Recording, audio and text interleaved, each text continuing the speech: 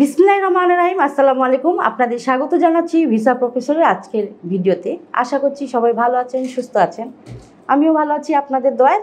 আজ আমি আপনাদের সাথে কথা বলবো স্লোভেনিয়া নিয়ে। আপনাদের মধ্য থেকে যারা স্লোভেনিয়া যেতে চান তারা কিভাবে যাবেন, কারা যেতে পারবেন, কি কি কাজ রয়েছে, কি ধরনের বেতন ভাতা পাবেন জানাচ্ছি একটু পরেই, সাথে থাকুন।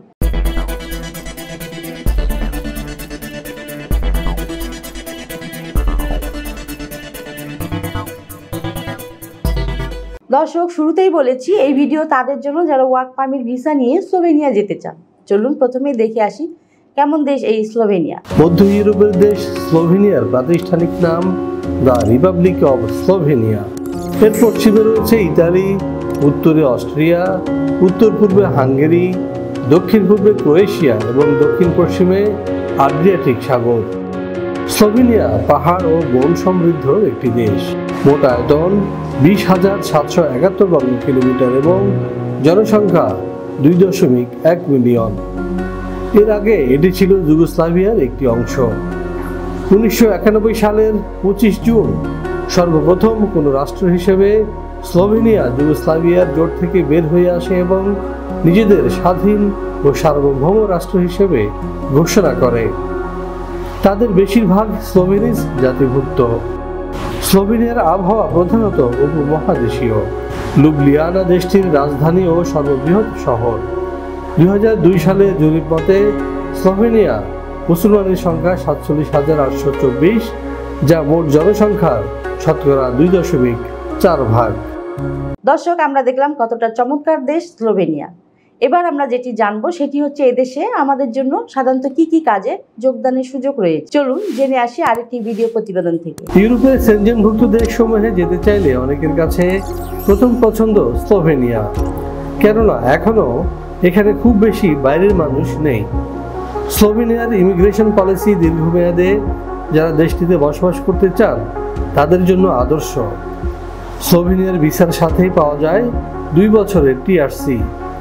সেই সঙ্গে যদি এই 5 বছর ফুল টাইম কাজ করার অভিজ্ঞতা থাকে তাহলে তিনি পাবেন স্লোভেনিয়ার পার্মানেন্ট রেসিডেন্ট কার্ড। স্লোভেনিয়ার বর্তমানে কাজের সুযোগ রয়েছে কনস্ট্রাকশন, ফ্যাক্টরি, অ্যাগ্রোওয়েজ ফ্যাক্টরি প্রভৃতি। এখানে যে কোনো কাজের ন্যূনতম বেতন 1,20,000 থেকে 1,30,000। বেশিরভাগ কোম্পানি থাকার ব্যবস্থা দিচ্ছে একেবারে ফ্রি। কোনো কোনো কোম্পানি দিচ্ছে ফুড অ্যালাউন্স। এছাড়াও পাওয়া যাবে স্লোভেনিয়ার শ্রম আইন অনুযায়ী সুযোগ সুবিধা।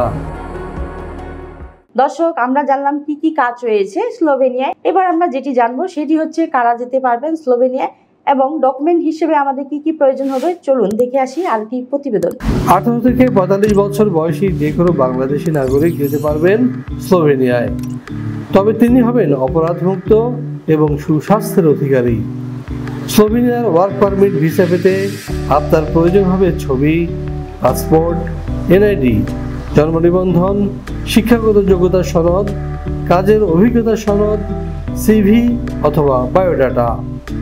ইংরেজির পাশাপাশি যদি স্লোভাক ভাষা জানা থাকে তাহলে আপনার ভিসা ঠেকায় কে? দর্শক, সবই জানা হলো, কিন্তু প্রশ্ন হচ্ছে স্লোভেনিয়া যেতে কত টাকা খরচ হবে। হ্যাঁ, এই বিষয়ে বিস্তারিত ফোন করুন নিচে দেওয়া নাম্বারে অথবা সরাসরি চলে আসুন আমাদের ঠিকানায়। আমাদের অফিস খোলা থাকে শুক্রবার এবং সরকারি বন্ধ ছাড়া যে কোনো দিন সকাল 10টা থেকে সন্ধ্যে 6টা পর্যন্ত। আশা করছি আপনারা মোটামুটি সব তথ্য পেয়ে গেছেন। এবার আমার বিদায়ের পালা। তার আগে বলবো অবশ্যই আমাদের চ্যানেলটি সাবস্ক্রাইব করুন, কারণ আমরা সবসময় চেষ্টা করি নিত্য নতুন দেশে কাজের সুযোগ নিয়ে আপনাদের জানাতে। সবাই ভালো থাকুন, সুস্থ থাকুন। আবারও দেখা হবে নতুন কোনো দেশ নিয়ে। আল্লাহ হাফেজ। ভিসা প্রফেসরে ফাইল জমা দিতে ফোন করুন 09666 912045 অথবা 01735733080 অথবা 01735724716 অথবা 013127112252 এবং ইমেল করতে পারেন visaprofessor2023@gmail.com। আমাদের সম্পর্কে আরও বিস্তারিত জানতে ভিজিট করুন www.visaprofessor.org এবং বিভিন্ন দেশের জব ভিসার আপডেট তথ্য জানতে ভিজিট করুন আমাদের অনলাইন পত্রিকা www.visanews24.com।